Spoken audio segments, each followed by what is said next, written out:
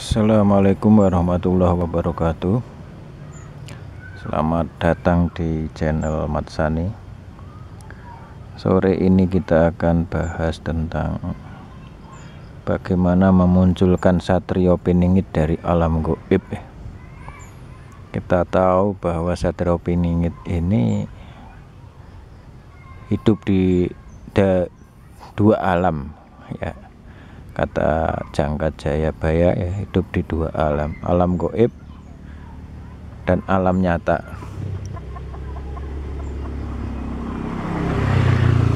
Di alam gaib udah dibahas di banyak channel, ya, bahwa Satrio Piningit ini manusia setengah dewa, itu kata Jangkat Jayabaya. Tapi secara dohir, ya, Satrio Piningit ini orangnya biasa-biasa saja, ya. Ya kayak umumnya orang-orang itu, ya. Dia tidak berhalusinasi, ya. Setiap ada halusinasi pasti dia dicek ulang, ya, dicek ulang. Maksudnya dicek ulang ini ilham tersebut diperiksa, diuji apakah benar dari Allah atau tidak, itu, ya. Sehingga kayak Nabi Ibrahim saja itu ketika dapat mimpi, dapat ilham untuk menyembelih anaknya, itu diuji mimpinya ini sampai beberapa kali. 1 kali, 2 kali, 3 kali, baru kemudian diujikan pada anaknya, ya. Jadi anaknya ini melaksanakan dengan sukarela. Begitu juga dengan Satrio Piningit. Satrio Piningit ini nanti kalau muncul ini akan diuji, yaitu konsep-konsepnya, ya. Diuji tentang konsepnya tersebut. Kayak Nabi Ibrahim, ada ilham, diujikan pada anaknya, disuruh menyembelih anaknya. Tapi karena ini ilham dari Allah, sehingga sehingga Ismail anaknya Nabi Ibrahim pun dengan sukarela, dengan ikhlas melaksanakan, yaitu perintah dari bapaknya. Begitu juga dengan ilham atau untuk Satrio Piningit, ya. Ketika punya wawasan buat calon-calon Satrio Piningit, ya. Ketika punya ilham, punya konsep, segera diujikan, ya, supaya Satrio Piningit ini segera muncul, ya. Segera diuji materi, ya, dipraktekan, ya. Tidak cuma di alam gaib terus, ya. Nanti lama-lama kalau di alam gaib terus, kelamaan di alam gaib, ya, nanti manusia ini malah nanti ke alam gaib nanti, malah kebalik nanti jadinya. Ya, penting untuk apa itu, untuk memunculkan ini, maka konsep tersebut harus segera diuji materinya. Setelah diuji materinya, sudah dinilai bagus, ya, kemudian sesuai dengan ilmu, ya, sesuai dengan apa itu ilmu, segala petunjuk dari Allah, kitab suci itu ilmu, ya. Ilmu juga bisa hubungan kausalitas, hubungan sebab akibat, kita pelajari, ya, sesuai dengan kenyataan, itu ilmu. Setelah itu kita diujikan pada masyarakatnya. Kalau masyarakat ini menerima, ya, kayak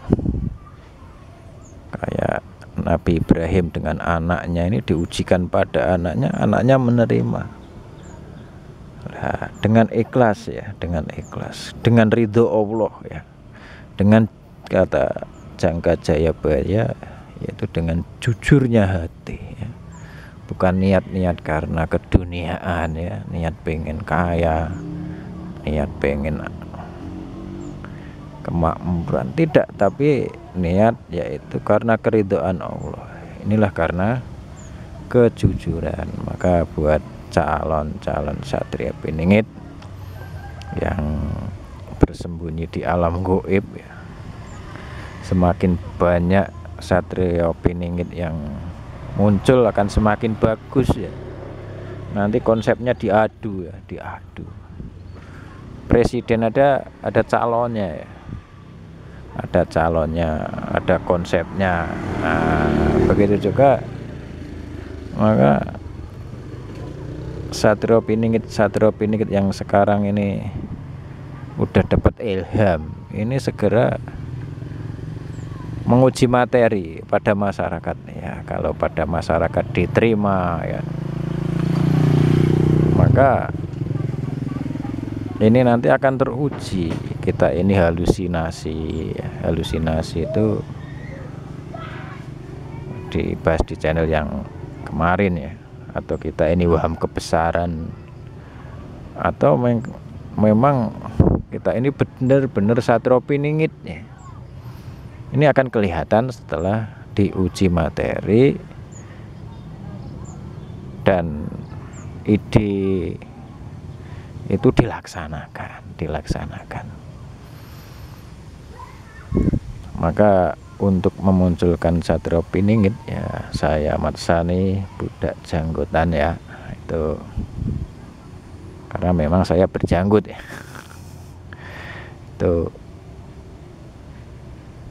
segeralah untuk membuat konsep-konsep ya, kemudian kita ujikan di masyarakat, kita nanti hasilnya seberapa ya. Kalau telah kita uji, ternyata kalau diuji ini kok ada yang setuju, ada yang tidak ya, nanti akan kita bisa tahu.